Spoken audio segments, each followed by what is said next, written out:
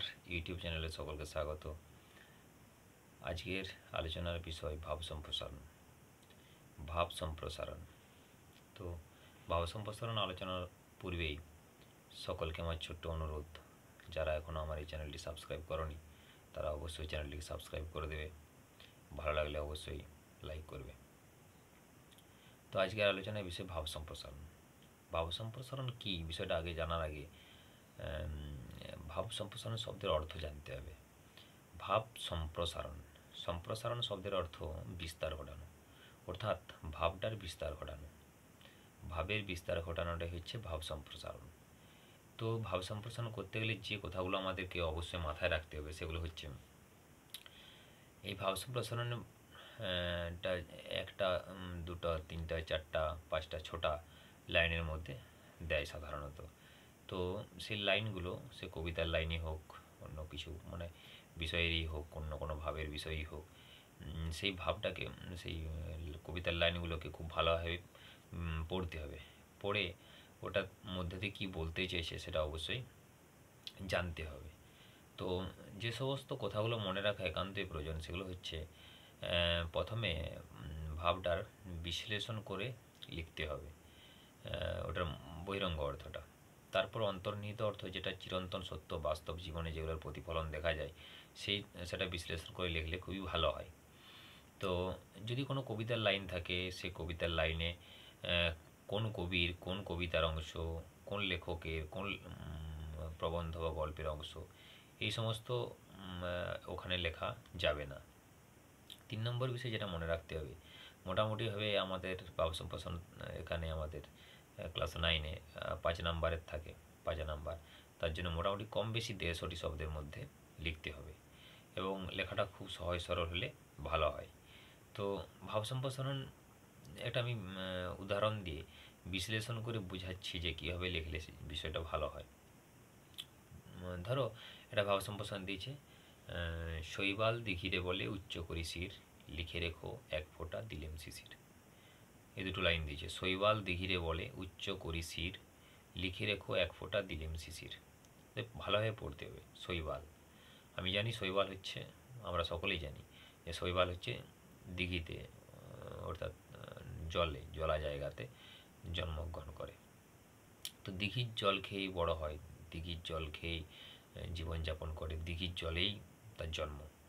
সেই শৈবাল দিঘিকে বলছে উচ্চ করি শির, মানে মাথাটা উঁচু করে, লিখে রেখো এক ফোঁটা দিলেম শিশির, মানে কোনো কারণে শৈবালের গায়ে শিশির পড়েছে, তা শিশির পড়ে পড়ে কী হয়েছে, এক ফোঁটা শিশির জমা হয়েছে। সেই শিশির কোনো কারণে দিঘিতে পড়ে গেছে। তখন কি বলছে শৈবাল, না আমি যে তোমাকে এক ফোঁটা শিশির দিলাম সেটা তুমি লিখে রাখবে। আমরা এই কবিতার দুটো লাইন পড়ে আমরা এটাই বুঝতে পারছি যে শৈবাল খুব মাথা উঁচু করে বলছে, কাকে বলছে না, দিঘিকে, যে লিখে রেখো এক ফোঁটা দিলেম শিশির। শৈবাল দিঘিরে বলে উচ্চ করি শির, লিখে রেখো এক ফোঁটা দিলেম শিশির। তার মানে হচ্ছে এটাই যে শৈবাল দিঘিকে বলছে আমি তোমাকে এক ফোঁটা শিশির দিলাম, সেটা লিখে রাখো। এটা হচ্ছে এই দুটো কবিতার লাইনের মধ্যে যেটা বলতে চেয়েছে সেটার হচ্ছে অর্থ, বহিরঙ্গ অর্থ। কিন্তু এর অন্তর্নিহিত অর্থে যদি আমরা যদি বাস্তব জীবনে আসি, তাহলে দেখতে পাই অনেক মানুষ, আমাদের এই সমাজে অনেক মানুষ আছেন যারা অকাতরে অন্যের পাশে গিয়ে দাঁড়ায়, কোনো মানে নির্দ্বিধায় পাশে গিয়ে দাঁড়ায়, মানুষকে সাহায্য করে, অপরকে সাহায্য করে, সাহায্যের হাত বাড়িয়ে দেয়, অনেক উপকার করে। তারা কিন্তু কাউকে বলে না যে আমি ওর উপকার করলাম, আমি ওকে ওই সাহায্য করলাম, এই ধরনের মন্তব্য তারা করে না। তারা এরকমই মানুষ, তারা ডান হাতে যদি উপকার করে বাম হাতকে বলে না, বা বাম হাতে উপকার করলে ডান হাতকে বলে না, মানে লোকচক্ষুর আড়ালে তারা উপকার করে যায়, সমাজের অসহায় সর্বহারা মানুষের পাশে গিয়ে দাঁড়ায়, বা যে কোনো মানুষ যে কোনো মানুষের পাশে গিয়ে দাঁড়ায়। তারা কিন্তু বড়াই করে জাহির করে না যে আমি তার উপকার করলাম। কিন্তু কিছু কিছু মানুষ আছে যারা খুব অল্প সামান্য উপকার করেই জাহির করে, সকলকে বলে যে আমি ওর এই উপকার করলাম, আমি এই উপকার করলাম। এটাতে তার উপকারটা বেশিভাবে প্রাধান্য পায় না, তার ওটা বোকামি হয়, সেটা বোকামি করে। কারণ উপকার করে কোনোদিন বলতে নেই, সেটা উপকারটা তখন খুব নগণ্য বিষয় হয়ে যায়, সেটা সংকীর্ণ মানসিকতার একটা প্রকাশ পায়, যে তার খুব সংকীর্ণ মন আসে। আমরা মানুষ, আমাদের প্রত্যেকটা মানুষের পাশে দাঁড়াবে, প্রত্যেকটা মানুষের বিপদে সাহায্য করবে, এটাই তো আশা, এটাই তো সবাই আশা করে। এটা মানুষ যদি নিজের চারদিকে দেওয়াল দিয়ে সংকীর্ণ মনা হয়ে যদি বাড়িতে বসে থাকে, সেটা কি মানুষের কোনো কাজ হলো বা মানব ধর্ম হলো? তা না।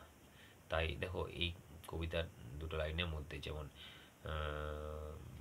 বহিরঙ্গ অর্থে যেরকম শৈবালের কথা পাচ্ছি, তেমনি আমরা যদি একটু গভীরে যাই, আমরা যদি বাস্তবে জীবনে আসি, চিরন্তন সত্যতার দিকে আসি, তখন কিন্তু আমরা বাস্তবে এটার পরিষ্কার মানে প্রকাশ পাই, পরিষ্কার দৃষ্টান্ত দেখতে পাই যে অনেক মানুষই আছে যারা উপকারীর উপকার করে, মানে উপকার করে কোনো দিন জাহির করে না, আর কিছু মানুষ খুব কম উপকার করে অপরের কাছে জাহির করে।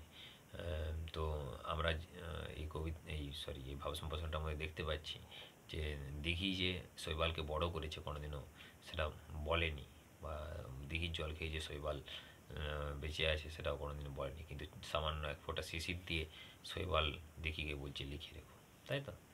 নিশ্চয়ই ভাব সম্প্রসারণটা ভালোভাবে বুঝতে পেরেছো। এরকম আমি অসংখ্য ভাব সম্প্রসারণ আমার এই ভিডিও চ্যানেলের মধ্যে দিয়ে সামনে নিয়ে আসবো। তো যদি ভাব সম্প্রসারণটি বিশ্লেষণটি ভালো লাগে, অবশ্যই আমার এই চ্যানেলটিকে সাবস্ক্রাইব করে রেখে দেবে। ধন্যবাদ সকলকে।